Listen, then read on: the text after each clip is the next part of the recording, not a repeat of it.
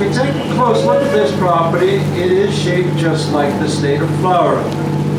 After the last sailboat on the right, you find the wall. The first house coming up on the right, if you compare this property to a map, this house is about where Jacksonville would be.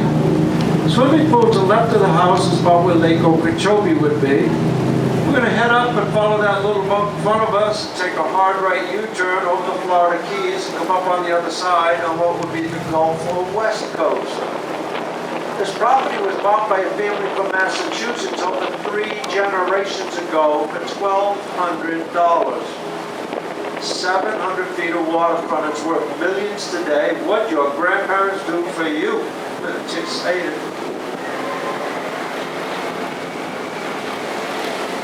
And then over here on the left, this roll-up door on the side of the house is a garage for the boat. That's a garage for the boat. You have to have a garage for the boat. You don't want the boat getting wet, do you? You can't have a wet boat. Back over on the right, up in the trees, coconuts. Coconut palm trees are not native to Florida. They're native to Cuba. But then 95% of the trees and shrubs you're looking at today are not native to Florida, but it makes sense because 95% of the people that own those trees and shrubs are also not native to Florida, so it all works out.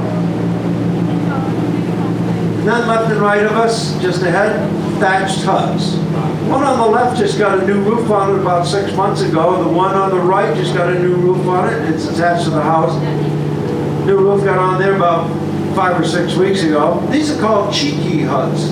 If you have them professionally built by the Seminole Indians, that's how you pronounce it, cheeky. Ladies, if your husband slaps one together for you, you probably end up calling it a cheeky hut. After the row of palm trees on the left, the next house has an indoor-outdoor Florida room. They have 6 archways. The 4 facing out, it's a partially open Florida room. The 4 facing us are open today. The one on the left and right ends are closed. You can sit right there in your living room, watch all the boats go by. Isn't it amazing what you can do with just a few extra dollars? That's what I say. It's Fort Lauderdale, it's only money. Tree on the right with a starburst effect to it, that's a date palm. They don't grow dates here in the subtropics. You need to be further south in the tropics.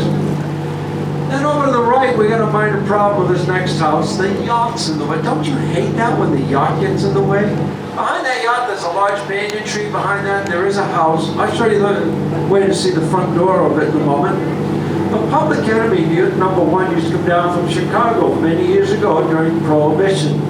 He had a vacation home in Palm Island in Miami. You come up here by boat, but it's a boat right down here to the right in the boat slip. And if you look over your right shoulder behind the sailboat, up the front walkway, you see the front door of that house. Mr. Alphonse Capone used that house as a speakeasy. Al Capone never had a problem with law enforcement. The sheriff was his best customer. Some things just never change, do they? On the left, the RV Sea Dragon. RV stands for Research Vessel.